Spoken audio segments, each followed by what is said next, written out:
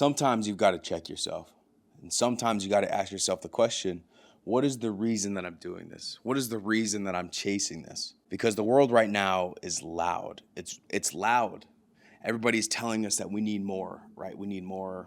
We need the bigger house. We need the bigger car. We need the faster car. We need more money in the bank account. We're going with the flow with what everybody is telling us what success looks like, not what success means for us, right? You and I. You're chasing this mansion, right? Or you're chasing this big house. But in the pursuit of the big house, you lose the gratitude for what you already have. You already have a roof over your head. You're chasing status, right? You're chasing the money, you're chasing the cars, you're chasing the women. But in the pursuit of status, you lose the person that already cares about you, your spouse. It seems like you tend to realize that the cost of more was what you already had. We're living in a time where we need a revival, but not just a revival in the church. I mean, we need that too, but a revival of simplicity. I've been thinking about this a lot lately. I don't always ask myself the right questions. I get caught up in the grind. I get caught up thinking that if I just add this thing to my life, if I just reach that level of income, then I'll be secure. Then I'll be good. But the underlying reason is am I actually doing this for the glory of God, or am I doing it because I'm afraid? We're seeing this trap of materialism, and it's not even about being rich or poor. It's about heart posture, right? It's this belief that enough is always just around the corner, but you never actually get there. Today, I just want to walk you through this thought process with you, about why we need to step back, look at the simple blessings, the family, the faith, the quiet moments, and realize that maybe, just maybe, we're trading the treasure for the trash.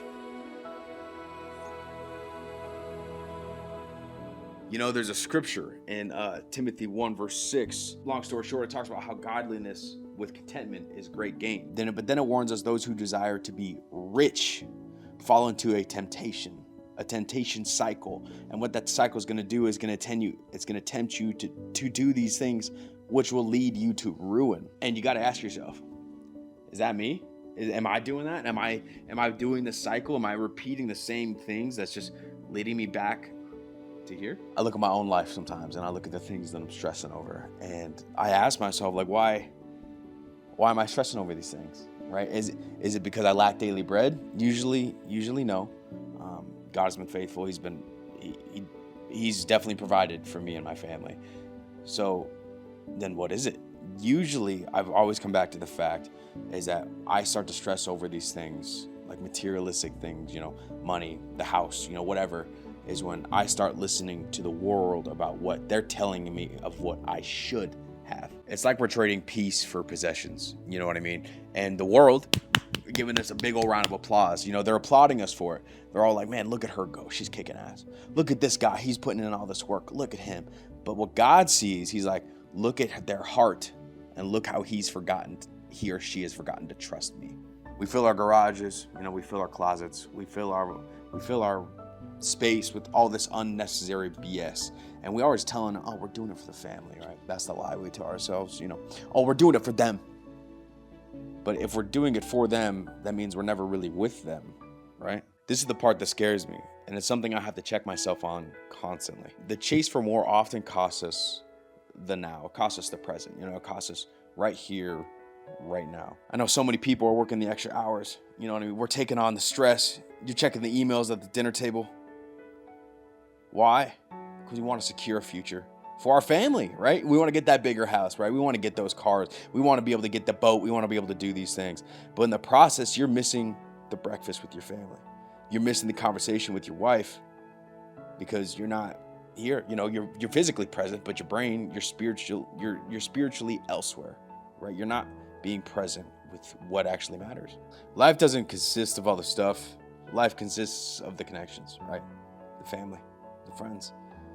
It consists of the moment where you wake up and you have breath in your lungs, knowing that God still has a plan for you. It seems like when we chase the upgrade, we often lose the foundation.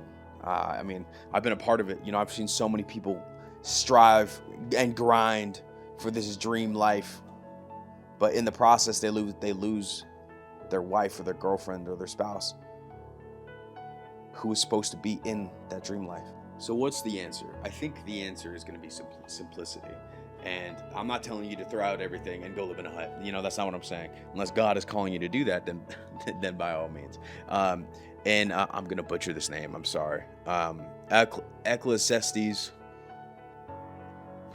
4:6 says, "Better is a handful with quietness than 2 hands full with toil and striving after wind." That's what we're chasing. The wind is the materialistic, is the BS of this world, right? One handful, just one. We don't need both. It's just one handful. Imagine feeling enough. You have enough.